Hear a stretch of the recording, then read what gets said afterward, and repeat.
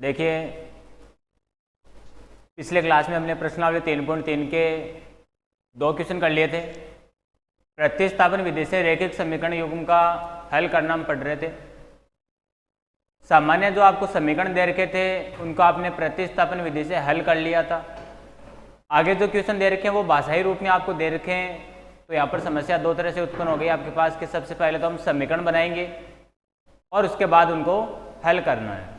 तो समीकरण बनाना सीखिए और उनको हल करना आपको पहले से आता है। प्रतिस्थापन विधि पीछे वाले क्वेश्चन में आपको बता दी थी, एक बार फिर से मैं बता दूंगा। ध्यान दें, 3.3 में 2 क्वेश्चन हमने पिछली क्लास में कर लिए थे, आज तीसरा क्वेश्चन कर रहे हैं और इसमें क्या बोल रहा है कि रैखिक समीकरण युग्म बनाइए। हमें रैखिक समीकरण युग्म बनाना है और फिर उनके हल प्रतिस्थापन विधि से ज्ञात करना है। हल कौन सी विधि से करना है? प्रतिस्थापन विधि से करना है। और इसका फर्स्ट पॉइंट आप देख रहे हैं, ये बोल रहा है कि दो संख्याओं का अंतर 26 है। ऐसी कोई दो संख्याएं हैं जिनका अंतर का मतलब क्या होता है? जब भी हम बड़ी संख्या में से छोटी संख्या घटाते हैं तो हमें अंतर मालूम हो जाता है। जब भी बड़ी संख्या में से छोटी संख्या घटाते हैं तो अंतर मालूम हो जाता है। तो बड़ी संख्या में से छोटी संख्या घटाएंगे और इसके अलावा एक संख्या दूसरी संख्या की 3 गुनी है। एक संख्या दूसरी संख्या की 3 गुनी, यानी दोनों संख्याओं का रिलेशन दे रखा है, तो उन्हें ज्ञात कीजिए। तो दोनों संख्याएं क्या है वो हमें ज्ञात करनी है। तो दी गई कंडीशन के अनुसार हमें क्या करना होता है? दोनों समीकरण बनाने होते हैं। तो देखिए करते हैं इसको यहीं पे हम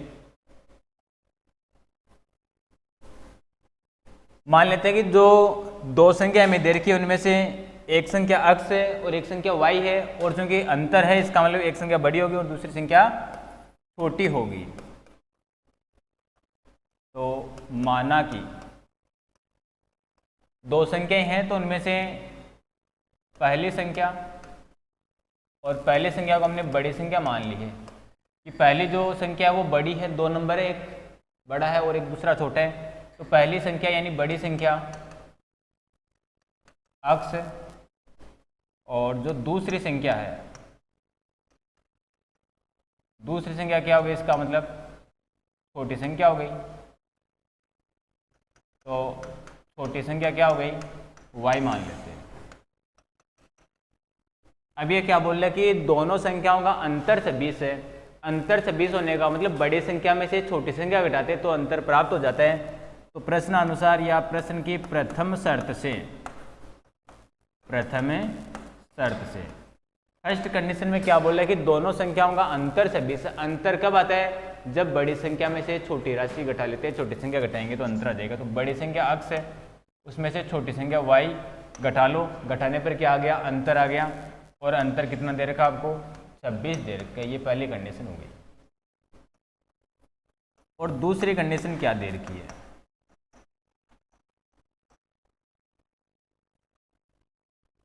एक संख्या दूसरी संख्या की 3 गुणी है। 3 गुणी कौन सी होगी? जो बड़ी संख्या होगी वही 3 गुणी होगी। जैसे ये 30 है और ये 10 है।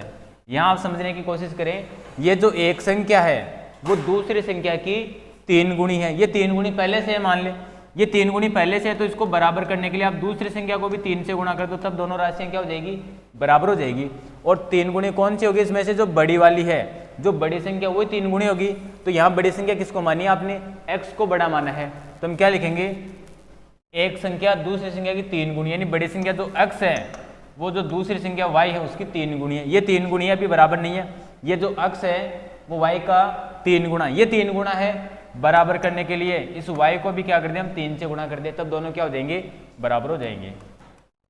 अब x बराबर क्या हो गया? 3y। ये x का मान हम समीकरण 1 में प्रतिस्थापित कर देते हैं। तो समीकरण 1 में x बराबर 3y रखने पर या प्रतिस्थापित करने पर, तो समीकरण 1 में x की जगह लिखना है। x की जगह क्या लिखना है? 3y लिखना। तो x की जगह मैंने लिख दिया 3y और माइनस y, ये माइनस y हो गया, बराबर में 26। तो 3y में से 1y घटा दिया तो कितना आ गया? 2y आ गया, बराबर 26। तो y बराबर क्या हो जाएगा? 2 गुणा में इधर आएगा, भाग में हो जाएगा। इस प्रकार y बराबर 26/2, यानी y का मान कितना आ गया? 13 आ गया। y का मतलब क्या हो गया? छोटी संख्या आ गई। ये y का मान अगर समीकरण 2 में लिख दें तो x का भी आ जाएगा। तो यहाँ बता देता हूँ। समीकरण 2 से x बराबर क्या आ जाएगा, x बराबर 3y, तो x बराबर 3 और y की जगह क्या लिखना है, y का मान आ गया 13, तो y की जगह आप लिख दो 13, तो 13 थी 39, तो x बराबर कितना आ गया, 39 आ गया। अतः अभिष्ट संख्याएं, अभिष्ट का मतलब जो पूछी गई थी, अभिष्ट संख्या कितनी हो गई, एक तो 39 और एक 13 हो गई, कोई सी लिख दो 13 व 39, ये दोनों संख्या आपको प्राप्त हो गई। बिल्कुल सिंपल, जैसी कंडीशन इसमें दे रखी है उस कंडीशन से आप क्या बना लो, समीकरण बना लो और समीकरणों को हल करना आपको। ठीक है, देखते हैं सेकंड क्वेश्चन।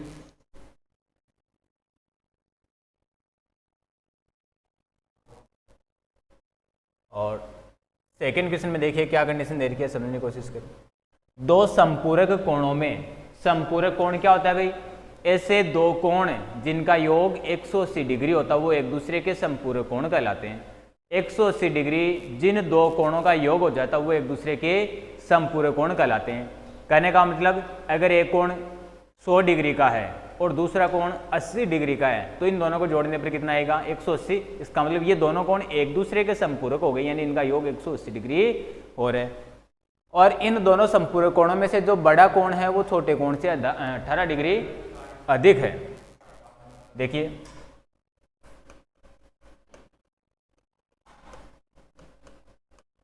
माना कि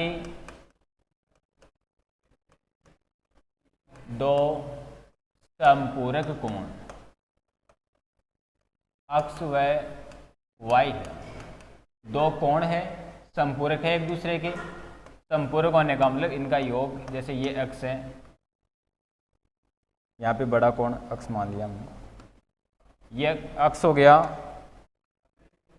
और ये y हो गया, ये एक दूसरे के संपूरक है। संपूरक होने का मतलब इनका योग 180 डिग्री है तो वो संपूरक हो जाते हैं एक दूसरे के। तो एक कोण x ले लिया, दूसरा हमने y ले लिया। अब इसमें प्रथम शर्त से या केस फर्स्ट बोल सकते हैं आप, प्रथम शर्त से दो संपूरक कोण, तो संपूरक कोण है इसका मतलब संपूरक कोणों का योग कितना 180 डिग्री होता है। संपूरक कोणों का योग कितना होता है 180 डिग्री, इसलिए यहाँ पे x प्लस वाई बराबर कितना 180 डिग्री, x प्लस वाई का मान हो गया। तो यहाँ से हम दूसरी कंडीशन लिख लेते हैं। तो दूसरी कंडीशन क्या है, बड़ा कोण छोटे कोण से 18 डिग्री अधिक है, तो इनमें से एक बड़ा हो गया एक छोटा हो गया, अधिक है, अधिक होने का उनका अंतर हो गया, जैसे ये 20 है एक 2 है, तो बड़ा कोण छोटे कोण से 18 डिग्री अधिक है, इनको घटाओ देखो 18 डिग्री आ जाएगा, तो दोनों कोणों का अंतर करेंगे तो कितना आ जाएगा 18 आ जाएगा। तो बड़ा कोण यहाँ पे जैसे x माना हुआ अपना, लिखा नहीं वैसे मैंने, तो x माइनस वाई, बड़ा कोण छोटे कोण से 18 डिग्री अधिक है, यानी बड़े में से छोटा घटाएंगे तो 18 आएगा, तो बराबर में क्या लिख दो 18 लिख दो। यहाँ से x बराबर क्या आ गया, माइनस का y पक्षांतर होने के बाद में उधर जाएगा तो प्लस हो जाएगा, तो क्या बन गया 18 प्लस वाई।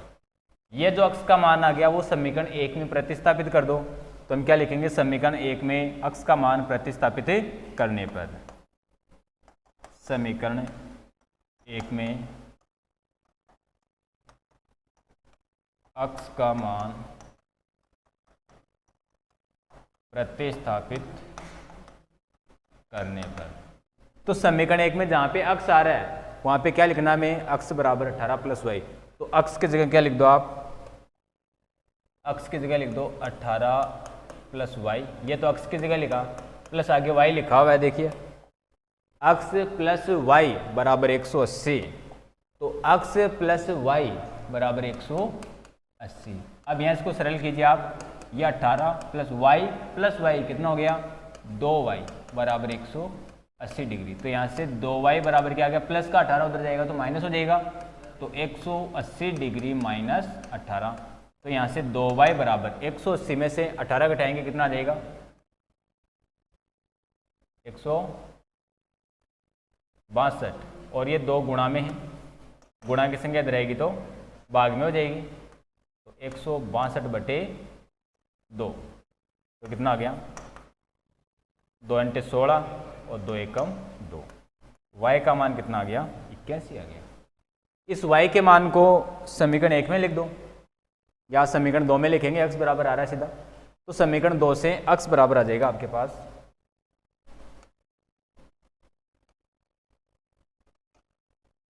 समीकरण 2 से x बराबर, समीकरण 2 में क्या लिखा हुआ है? x बराबर 18 प्लस वाई, तो 18 प्लस वाई कर दो, 18 प्लस वाई, वाई का मान कितना आ गया? 81, तो वाई की जगह क्या लिख दो? 81 लिख दो, जोड़ दो दोनों को, तो x बराबर कितना हो गया? 99 डिग्री। तो दोनों कोण आ गए। अतः अभिष्ट, अभिष्ट का मतलब जो पूछे गए हैं, अभिष्ट संपूरक कोण, अभिष्ट संपूरक कोण कितने कितने डिग्री है? 99 डिग्री व 81 डिग्री है। ये इसका क्या हो गया? उत्तर हो गया। फिर से देख लीजिए, दो संपूरक कोण दे रखे थे जिनको हमने x और y मान लिया। संपूरक कोणों का योग कितना होता है? 180 डिग्री होता है, यानी x प्लस वाई, संपूरक कोणों का योग 180 होता है ना। तो पहला कोण हमने x माना, दूसरा y माना, तो x प्लस वाई बराबर कितना? 180 डिग्री, 180 यहाँ पे। फिर ये बोल रहा है कि बड़ा कोण छोटे कोण से 18 डिग्री अधिक है, तो बड़े कोण में से छोटे कोण का मान घटाएंगे। अंतर में से क्या आता है? कब आएगा? जब बड़ी संख्या में से छोटी संख्या घटाएंगे तो अंतर प्राप्त हो जाता है। बड़ी संख्या में से छोटी संख्या घटाने पर क्या आ जाता है? अंतर प्राप्त हो जाता है। तो ये बोला कि जो बड़ा कोण है वो छोटे कोण से 18 डिग्री अधिक है, तो बड़े में से छोटा घटाएंगे तो 18 आ जाएगा। तो बड़े में से छोटा घटाया तो कितना आ गया? 18 आया। तो यहाँ से x बराबर हमने प्राप्त कर लिया, माइनस का y उधर भेज दिया, प्लस का y हो गया, तो x बराबर 18 प्लस y आ गया। ये x का मान समीकरण 1 में प्रतिस्थापित कर देंगे, जहां पे x था, यहाँ पे x था और x का मान ये आ गया आपके पास 18 प्लस y। तो ये मान हमने वहां पे प्रतिस्थापित कर दिया, ये मान प्रतिस्थापित कर दिया, ये मान हमने लिख दिया 18 प्लस वाई, x की जगह प्लस आगे y बराबर 180, तो y प्लस वाई तो कितना हो गया? 2y, ये 18 प्लस का था उधर भेज दिया, माइनस हो गया, 180 में से 18 घटा दिया, 162 बच गया, 2y का मान हुआ। तो y बराबर ज्ञात करेंगे तो 2 गुणा में था, इधर आए तो भाग में हो गया, 2 का भाग लगा दिया, y का मान कितना आ गया? 81। ये जो y का मान है वो समीकरण 2 में लिख दिया, तो 18 प्लस y की जगह 81, दोनों को जोड़ दिया 99, तो दोनों कोण, एक तो 99 हो गया, दूसरा 81 हो गया। इस प्रकार से दोनों आपने कोण प्राप्त कर लिए। देखते हैं नेक्स्ट क्वेश्चन। इसी में 2 क्वेश्चन इसके हो गए हैं, इसका तीसरा क्वेश्चन देखिए। तीसरे क्वेश्चन में एक क्रिकेट टीम के कोच ने 7 बल्ले और 6 गेंद 3800 रुपये में खरीदी। 7 तो बल्ले खरीदे इसने, बल्ले कितने? 7, और 6 गेंद 3800 रुपये में खरीदी। बाद में उसने 3 बल्ले तथा 5 गेंद, 3 बल्ले और 5 गेंद 1750 रुपये में खरीदी। प्रत्येक बल्ले और प्रत्येक गेंद का मूल्य ज्ञात कीजिए, यानी गेंद और बल्ले का आपको मूल्य ज्ञात करना है। तो देखिए हल, इसकी इक्वेशन यही बना लेते हैं। तो एक बल्ले और एक गेंद का ज्ञात करना, तो इनका क्रमशः मूल्य मान लेते हैं। माना कि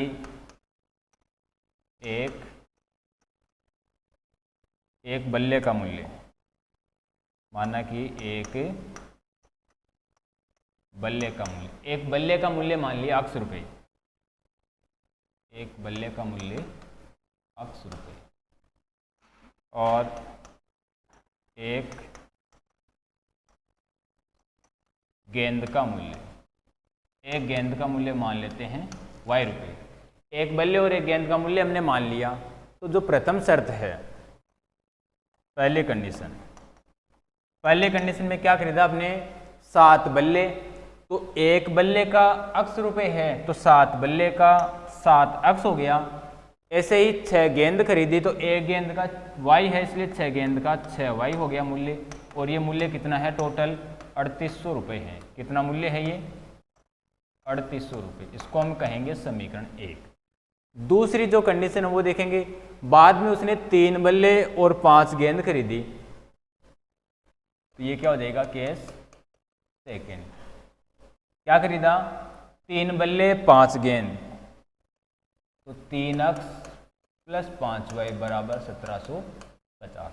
यहाँ से x का मान प्राप्त कर लें क्या? तो पहले तो 3x आएगा हमारे पास, तो ये 3 अक्स बराबर 5y उधर जाएगा तो माइनस हो गया, तो 1750 माइनस 5y, 3 जो गुणा में है पक्षांतर हो जाएगा तो भाग में चला जाएगा, तो अक्स बराबर कितना हो गया 1750 माइनस 5y बटे 3। ये अक्स का मान प्राप्त हो गया और इस अक्स के मान को हम कहाँ लिख देंगे, समीकरण 1 में लिख देंगे। तो समीकरण 1 में अक्स का मान रखने पर, तो समीकरण 1 में अक्स का मान लिखो, ये रहा समीकरण 1, 7x प्लस 6y बराबर 3800। तो 7 अक्स की जगह ये मान लिखना आपको 1750 माइनस 5y बटे 3। 7 अक्स हो गया 7x प्लस 6y बराबर 3800, तो 7x प्लस 6y बराबर 3800। अब इसको सरल करते हैं, देखिए बट्टे में 3 आ गया, एक ही संख्या के बट्टे में ये एक ही पद है पूरा, इस एक संख्या के बट्टे में 3 आ गया, तो इस 3 से पूरे समीकरण को गुणा करेंगे तो यहाँ से 3 हट जाएगा और इधर 3 से गुणा हो जाएगा, क्योंकि ये 3 आपको हटाना है। तो मैं लिख देता हूँ 3 से, चलो ये जो स्टेप उधर ब्रैकेट में लिख देंगे हम, इधर तो आ गया 7 गुणा 1750 माइनस 5y, ये जो बट्टे का 3 है वो हट गया। क्यों हट गया, क्योंकि हमने प्रत्येक पद को 3 से गुणा कर दिया, और प्लस ये 3 से गुणा हो गया, 3 6 का 18y, ये 3 से गुणा हो जाएगा, 3 × 24 और 3 3 9 तो 11। ये कैसे आया, 3 से गुणा करने पर आया। ये जो गुणा वाली चीज़ है इसको मैं रफ में एक बार अलग से बता देता हूँ, समझने की कोशिश करेंगे। इस पद को मैंने 3 से गुणा किया तो यहाँ 3 से ये 3 कैंसिल हो गया, यहाँ 3 से गुणा हो गया, 3 6 का 18 हो गया, यहाँ 3 से गुणा हो गया, 3800 का 3 से गुणा कर दिया, ये नंबर आ गया आपके पास। 3 से गुणा क्यों किया, क्योंकि ये बट्टे वाला 3 आपको हटाना था, सरल करने के लिए इसको हटाना पड़ेगा। तो आगे देखिए, इस 7 का अंदर गुणा कर दो, अंदर गुणा करो 7 का, तो क्या बन गया, 7 का 1750 से गुणा करो, 7 का 0 से हो गया 0, 7 पंजे 35, 7 7 49 और 3 असल के 52 हो गए, 7 एकम 7 और 5 12, माइनस 7 पंजे 35y प्लस 18y बराबर में 11,400। y के पद एक जगह है, इस 12,250 को उधर भेज दिए, अभी यहाँ पे प्लस का उधर जाएगा तो माइनस में हो जाएगा, इसमें हो जाएगा माइनस में, देखिए। और यहाँ आप देखेंगे 18 में से 35 घटा दो, 18 में से 35 घटाएंगे तो कितने आ जाएंगे, माइनस के 17y आ गई, कितने आ गए, 18 में से 35y घटा दिए तो माइनस के 17y आ गई, बराबर में 11,400।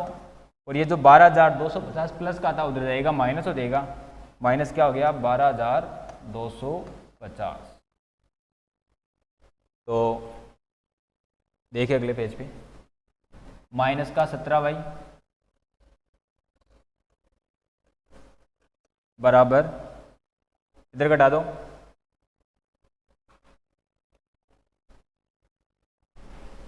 ग्यारह 11,400 में से 12,250, यानी 12,250 में से 11,400 घटाना है, 12,250 में से क्या घटाना है, 11,400 घटा दो, कितना आएगा, देखो ये 50 ऐसा कैसा बच गया, 12 4 8, ये 0, 850 हो जाएगा, लेकिन किसका, माइनस का। तो हमने घटा दिया, कितना आ गया, माइनस का 850। दोनों साइड माइनस से माइनस क्या हो गया, कैंसिल हो गया, तो यहाँ बच गया प्लस का 17y बराबर प्लस के 850। तो अब आप देखेंगे तो यहाँ y बराबर कितना हो गया, भाग लगेगा, y बराबर 850 में भाग लगा देंगे, 850 में आप भाग लगा दो किसका, 17 का, 17 5 85, तो y बराबर कितना आ गया, 50, 17 5 85, और ये जो 0 था भाग टूटने की 0 हो जाएगी, ये y का मान आ गया। ये y का मान हम कहाँ लिख देंगे, पीछे वाले समीकरण में लिख देंगे। समीकरण 2 में ये रहा 1750 माइनस 5y बटे 3, ये आ रहा ना, तो समीकरण 2 में y का मान लिखने पर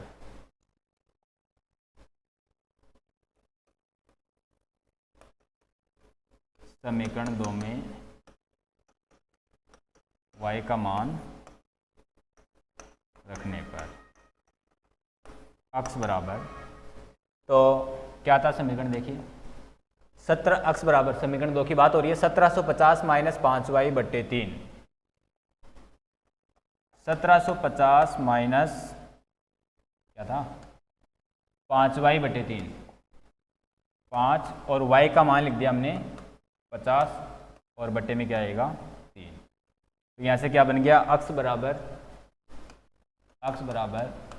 1750 माइनस देखो 5 का 50 से गुणा कर दिया 5 25 यानी 250 हो गया और बट्टे में कितना 3। तो अक्स बराबर कितना होगा 1750 में से 250 माइनस कर दो 1500 बच गया, 1500/3, 3 का भाग लगा दो तो 3 पंजे 15, 2 0 यानी अक्स का मान कितना आ गया 500 आ गया।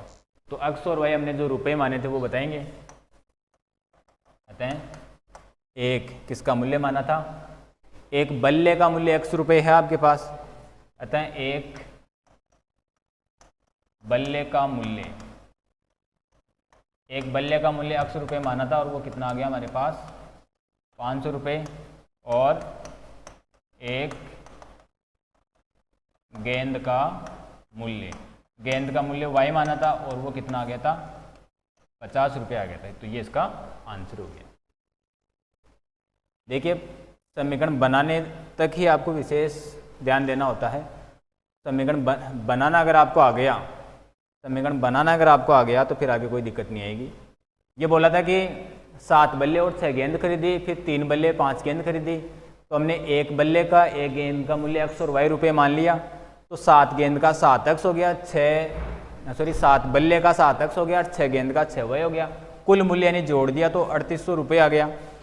फिर क्या कर दिया हमने, दूसरी जो कंडीशन थी वो बना ली, 3 बल्ले और 5 गेंद, ये 1750 हो गया और यहाँ से हमने x का मान प्राप्त कर लिया, वो पीछे वाले समीकरण में लिख दिया मान 7, ये x की जगह आ गया ये x का मान, और इसको सरल किया आपने, सरल करने पर क्या आ गया, सरल करने पर आ गया y का मान, ये y का मान x वाले समीकरण में लिख दिया तो x का मान आ गया 500 रुपये। तो x क्या था, एक बल्ले का मूल्य, और y क्या था, एक गेंद का मूल्य। ये अपना उत्तर होता है। नेक्स्ट क्वेश्चन देखो इसी में,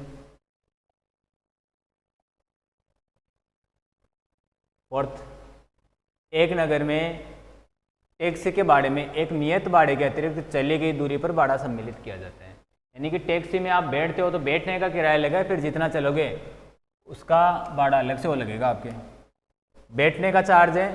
देखो एक नगर टैक्सी में एक नियत भाड़े के अतिरिक्त, यानी नियत भाड़ा तो वो तो फिक्स लगेगा, चाहे आप 1 किलोमीटर जाओ चाहे 4 किलोमीटर जाओ, वो नियत तो फिक्स, वो तो लगना ही लगना है। उसके अलावा जितने किलोमीटर आप जाओगे उसका प्रति किलोमीटर के हिसाब से अलग से वो लगेगा आपके। नियत भाड़े के अतिरिक्त चली गई दूरी पर भाड़ा सम्मिलित किया जाता है। 10 किलोमीटर दूरी के लिए भाड़ा 105 रुपये चुकाना पड़ता है, 15 किलोमीटर का भाड़ा 155 रुपये है। तो नियत भाड़ा और प्रति किलोमीटर का भाड़ा क्या है ये हमें ज्ञात करना है। यानी फिक्स जो बैठने का चार्ज है वो तो क्या है, फिर प्रति किलोमीटर हर किलोमीटर का किराया कितना लगेगा वो हमें मालूम करना है। फिर इसमें क्वेश्चन अलग से पूछा कि 25 किलोमीटर का कितना भाड़ा आपको देना होगा। तो देखिए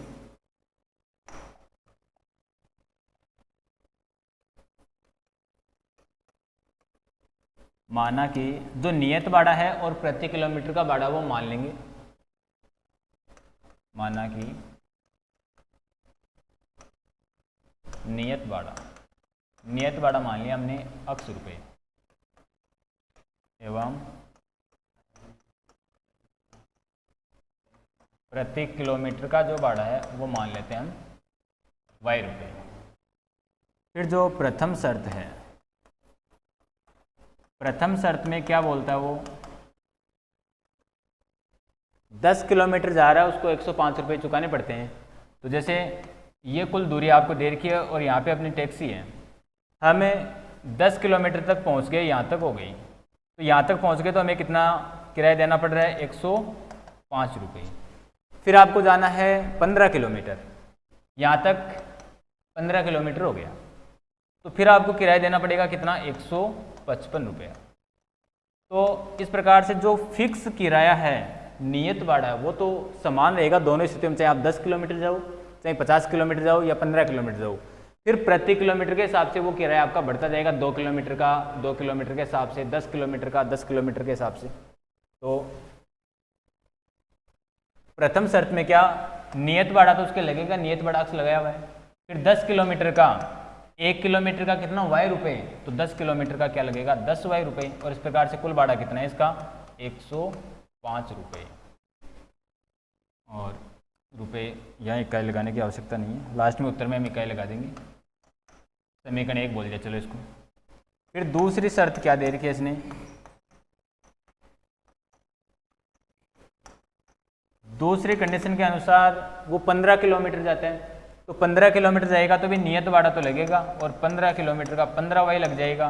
और इस प्रकार कितने रुपए चुकाने पड़ते हैं उसको 155 रुपये।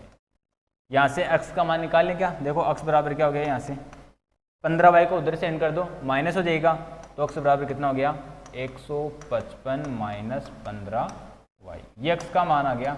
इसको हम समीकरण 1 में प्रतिस्थापित कर देते हैं। तो समीकरण 1 में x का मान लिखने पर, x का मान प्रतिस्थापित करने पर, तो क्या था समीकरण 1, x plus 10y, x plus 10y बराबर 105। x का मान प्रतिस्थापित करना है, x की जगह क्या लिखेंगे 155 माइनस 15y, तो x की जगह लिख दिया हमने 155 माइनस 15y, और प्लस आगे 10y, ऐसा कैसे लिखा हुआ है 10y बराबर 105। 10y में से 15y घटा दो, 10 में से 15 घटाएंगे तो माइनस का 5y आएगा, 155 उधर जाके माइनस हो जाएगा, तो 105 माइनस 155, तो माइनस का 5y बराबर 105 में से 155 घटा दो, तो माइनस का क्या बचेगा 50 बचेगा, दोनों साइड माइनस से माइनस कैंसिल हो गया, तो y बराबर कितना हो गया 50/5, 5 माइनस से माइनस तो कैंसिल हो गया, इधर 50, ये 5 जो गुणा में था इधर है तो भाग में हो गया, तो y बराबर कितना आ गया 5 का भाग लगा दिया 50 में, 5 × 50 यानी 10 आ गया, y बराबर कितना आ गया 10। ये y का मान हम समीकरण 2 में लिख दें, x बराबर, x का मान भी तो प्राप्त करना ना, तो समीकरण 2 से x बराबर आ जाएगा 155 माइनस 10y।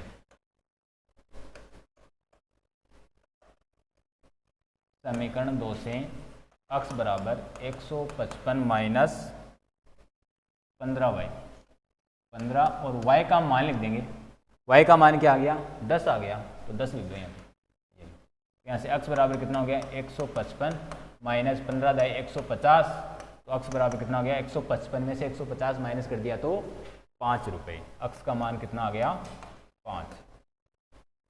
तो x क्या माना था हमने नियत भाड़ा, अतः नियत भाड़ा जो x माना था वो कितना आ गया 5 रुपये, और प्रति किलोमीटर का भाड़ा या किराया हमने क्या माना था y, और वो कितना आ गया 10 रुपये। देखिए y का मान प्रति किलोमीटर का 10 रुपये आ गया, और नियत भाड़ा जो हमने x माना था वो कितना आ गया 5 रुपये। क्वेश्चन यहीं पे कंप्लीट नहीं हुआ है, क्वेश्चन में आगे और पूछा गया है, एक व्यक्ति 25 किलोमीटर की अगर यात्रा करता है तो कितना भाड़ा देना पड़ेगा, तो 25 किलोमीटर का भाड़ा कितना हो जाएगा, इसलिए 25 किलोमीटर का भाड़ा। अब वो 25 किलोमीटर जाएगा तो भी उसके फिक्स चार्ज वो तो लगेगा ही लगेगा, फिर 25 किलोमीटर का y की रेट से लगेगा उसके किराया, तो x का मान तो कितना 5 रुपये आ गया था हमारे पास, प्लस 25 इंटू y का मान कितना आ गया था 10, तो 5 प्लस 25 का 10 से गुणा कर दिया, 25 जाए 250, 5 जोड़ दिया तो कितना हो गया 255 रुपये। अतः 25 किलोमीटर का किराया या भाड़ा जो भी हमने लिखा 255 रुपये होंगे, ठीक है।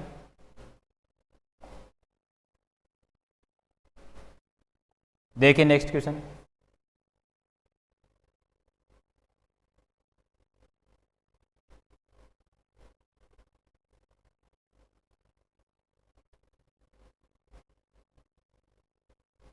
हाँ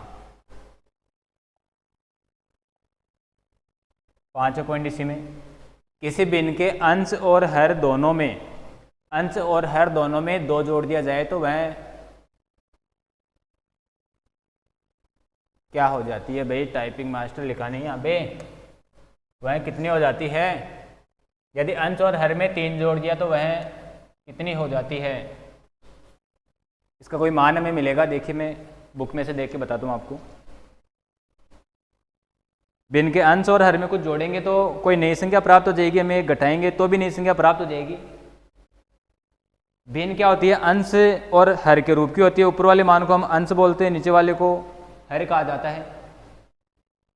जब हम अंश और हर को कुछ मान लेंगे, जैसे x और y मान लेंगे, तो भिन्न का रूप तो क्या बन गया? x बटे y हो जाएगा। फिर दोनों में जोड़ना है, दोनों में जोड़ना तो हम x में भी जोड़ेंगे और y में भी जोड़ेंगे, और दोनों में जोड़ेंगे। फिर उनको अगर सरल करते हैं तो भिन्न का नया रूप आ जाता है। वो जो नया रूप है वो यहाँ पे लिखा नहीं इसने, 9/11 और 5/6 यहाँ पे। पहली कंडीशन में यहाँ 9/11 है और दूसरी कंडीशन में यहाँ 5/6 है। यदि किसी भिन्न के अंश और हर दोनों में 2 जोड़ दिया जाए तो वह 9/11 हो जाती है। यदि अंश और हर दोनों में 3 जोड़ दिया जाए तो वह 5/6 हो जाती है। क्या हो जाती है? वह 5/6। ये 5/6। तो समझे? देखिए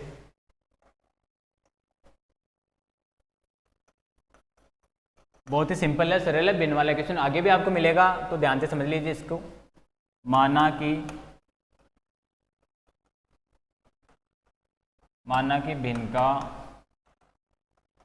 अंश x व हर y, इसलिए भिन्न क्या हो गई?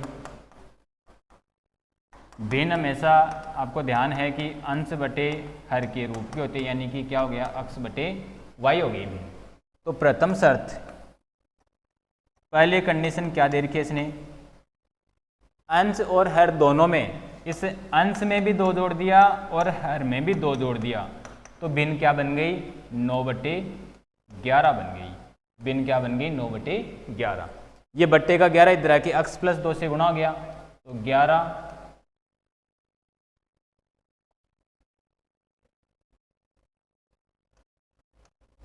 ये 11 बट्टे में था, इधर आएगा ऊपर x + 2 से गुणा हो गया, x + 2 से गुणा हो गया। ये y + 2 यहाँ बट्टे में था, ये उधर जाएगा तो 9 से गुणा हो जाएगा, 9 गुणा y + 2। इनका गुणा कर दो, 11 का x से गुणा करो, क्या बन गया? 11x + 11 दूनी 22 बराबर 9 का गुणा कर दो ब्रैकेट के अंदर, 9 का y से गुणा हो गया तो 9y + 9 दूनी 18। समीकरण को व्यवस्थित कर लो, y को इधर ले आओ, 11x - 9y प्लस का 22 उधर जाएगा माइनस हो जाएगा, 18 पहले से प्लस का है, 22 उधर जाके माइनस हो गया, तो 11x - 9y बराबर क्या आ गया? -4 आ गया। समीकरण 1 बोल देंगे इसको। ये पहले कंडीशन से समीकरण 1 आ गया। दूसरी शर्त देखते हैं हम, तो केस सेकंड बन जाएगा। दूसरी कंडीशन में क्या बोलता वो? अंश और हर दोनों में 3 जोड़ दें तो 5/6 हो जाती है। तो अंश बटे हर, ये तो भिन्न दे रखी थी, इसमें भी 3 जोड़ दो और इसमें भी 3 जोड़ दो, तो भिन्न क्या हो गई? 5/6। वही पीछे वाले जैसे इसको वज्र गुणा कर दो, 6 इधर आके गुणा हो गया, तो 6 का गुणा हो गया x + 3 से, ये y + 3 उधर जाके 5 से गुणा हो गई, y + 3, 6 का गुणा कर दो अंदर, 6x + 6 × 3 18, 5 गुणा हो जाएगा तो क्या बन गया? 5y + 5 × 3 15। यहाँ से x का मान निकाल लेते हैं, तो 6x बराबर 5y पहले से प्लस का 15, 18 उधर गया तो माइनस का हो गया।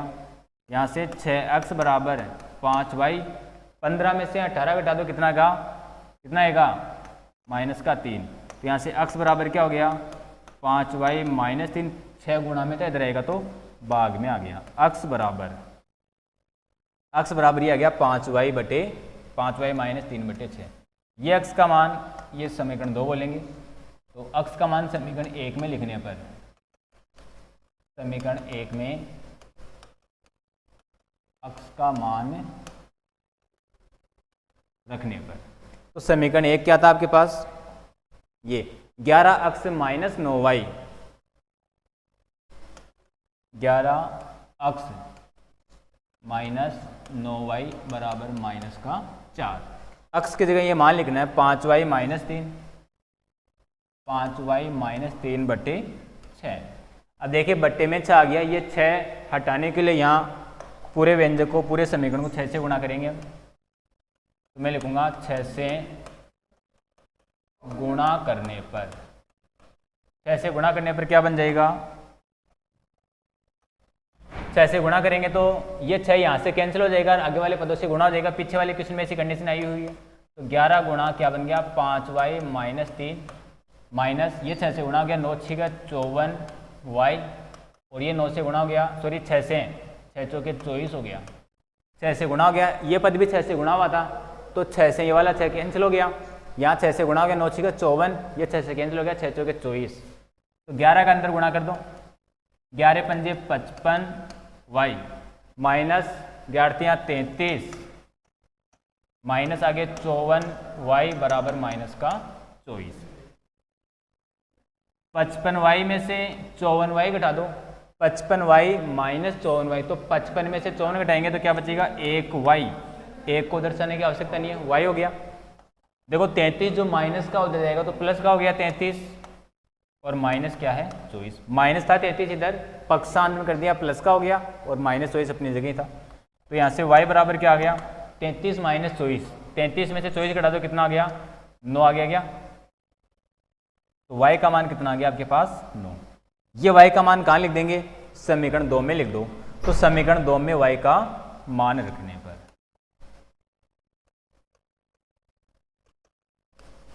समीकरण 2 में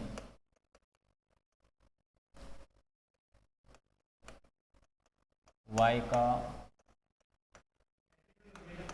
मान रखने पर, तो समीकरण 2 x बराबर 5y माइनस 3 बटे 6, x बराबर 5y माइनस 3, x बराबर 5y माइनस 3 बटे 6, 5y था यहाँ पे, y का मान लिखेंगे। y का मान क्या आ गया था आपके पास, y का मान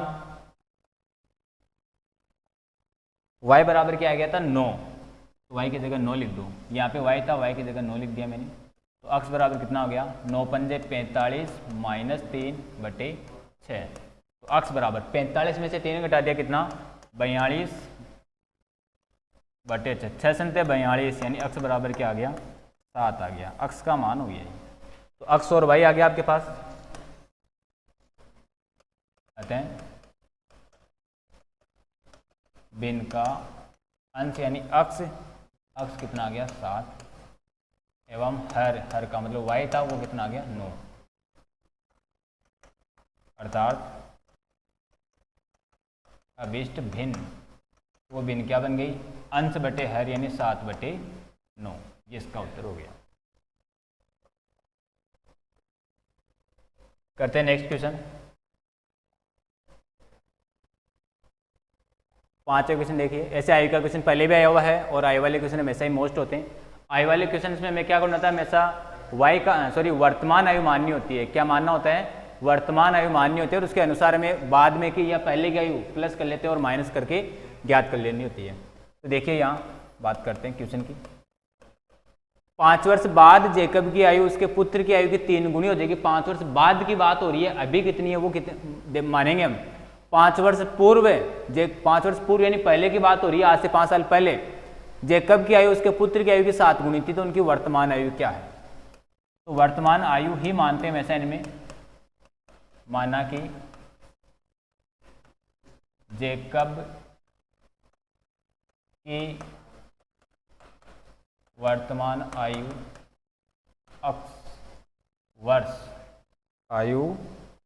अक्स वर्ष रुपए में थोड़ी होगी, और पुत्र की वर्तमान आयु क्या मान ली हमने, y वर्ष मान ली।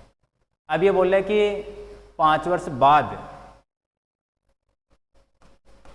तो 5 वर्ष बाद समझेंगे ध्यान से। 5 वर्ष अभी अक्स वर्ष क्या है कोई, तो 5 साल बाद में 5 और जुड़ गया, यानी अक्स प्लस 5 का हो गया। अभी जैसे कोई 20 वर्ष कोई 20 वर्ष का है तो 5 साल बाद में 20 + 5 हो जाएगा। कोई 10 वर्ष का है तो 10 + 5 का हो जाएगा। तो 5 वर्ष बाद में जो जेकब है वो तो कितना हो गया, x + 5 का हो जाएगा, और जो पुत्र है वो y + 5 का हो जाएगा। इनकी दोनों की आयु में रिलेशन क्या है, जेकब की आयु पुत्र की आयु से 3 गुनी हो जाएगी। ये 3 गुना हो गया पिताजी। ऐसे मान लेते हैं कि ये 30 है और ये 10 है, तो ये 3 गुना है पिताजी, 3 गुना है। दोनों को बराबर करने के लिए पुत्र की आयु को भी 5 से गुणा कर दो या 3 से गुणा कर दो। यहाँ 3 गुना दे रखा, 3 से गुणा कर दो। तो जब इसको पुत्र की आयु को भी हम 3 से गुणा कर देंगे तो दोनों ओर के मान संख्यात्मक रूप से बराबर हो जाएंगे। तो इसको सरल कर दिया हमने, x + 5 बराबर 3 से गुणा हो गया 3y + 3 × 5 = 15। तो x 3y को उधर ले आओ, -3y, 5 को उधर भेज दो, 15 - 5। तो यहाँ से x - 3y बराबर कितना आ गया, 10। इसको बोल देंगे समीकरण 1। x + 5 बराबर 3y + 15, प्लस का 5 उधर चला गया, माइनस हो गया, प्लस का 3y उधर था, इधर आके माइनस हो गया। x - 3y बराबर 15 में से 5 घटा दिया तो 10 आ गया। दूसरी जो शर्त दे रखी है वो देखते हैं। दूसरी शर्त में क्या दे रखा है, देखो 5 वर्ष पूर्व, 5 वर्ष पूर्व का मतलब पहले, ये x वर्ष का था और ये y वर्ष का, तो x - 5 हो गया और ये y - 5 हो जाएगा। और इनको बराबर करने के लिए ये कितना गुना हो गया इस बार, 5 वर्ष पूर्व जेकब के उसके पुत्र की आयु 7 गुनी थी, पिताजी 7 गुने थे, तो पुत्र को भी 7 गुना कर दो ताकि दोनों के मान संख्यात्मक रूप से क्या हो जाए, बराबर। इसको हल किया आपने, x - 5 बराबर 7 का गुणा कर दिया 7y - 7 × 5 = 35।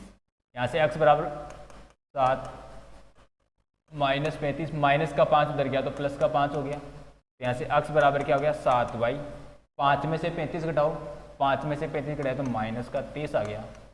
समीकरण 2। ये जो x का मान है उसको समीकरण 1 में लिख देंगे। समीकरण 1 में x का मान रखने पर, तो समीकरण 1 क्या था हमारे पास, समीकरण 1 ये रहा, x - 3y बराबर 10।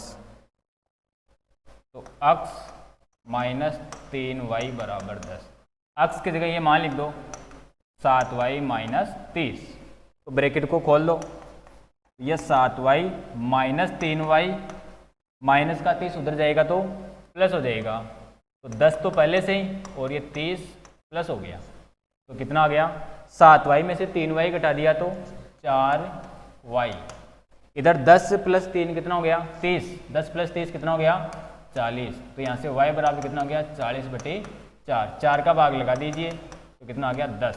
y का मान आ गया 10, कितना आ गया, 10। ये y का मान समीकरण 2 में लिख देंगे।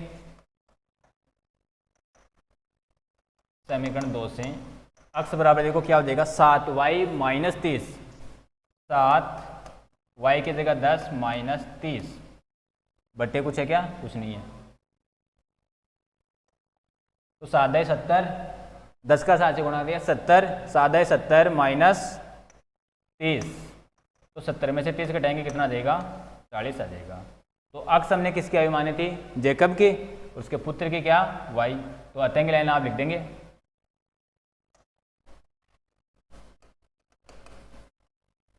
अतः जेकब की वर्तमान आयु x वर्ष मानी थी, कितने आ गई थी, 40 वर्ष, और उसके पुत्र की वर्तमान आयु, पुत्र की वर्तमान आयु हमने y मानी थी जो कितनी आ गई, 10 वर्ष।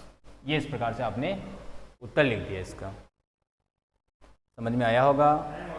जो कंडीशन दे रखी थी उस कंडीशन के अनुसार हमने क्या कर लिया था, समीकरण बना लिया, और समीकरण बनाने के बाद में हल कर दिया। देखिए वर्तमान आयु x वर्ष और y वर्ष थी, 5 वर्ष बाद की बात हो रही है, तो x + 5 हो गया, y + 5 हो गया, ये 3 गुना था, पिता 3 गुना था, तो हमने पुत्र को भी 3 से गुणा कर दिया ताकि दोनों क्या हो जाए, बराबर हो गए, फिर समीकरण बना लिया। ऐसे ही 5 वर्ष पहले की बात हो रही है, पहले की बात हो रही है यानी कम कर दिया, तो x में से 5 कम कर दिया, y में से 5 कम कर दिया, इस बार पिताजी 7 गुणे थे, हमने पुत्र को भी 7 से गुणा कर दिया ताकि दोनों क्या हो जाए बराबर, और हमने हल प्राप्त कर लिया। इस प्रकार y का मान 10 आ गया और x का मान 40 आ गया।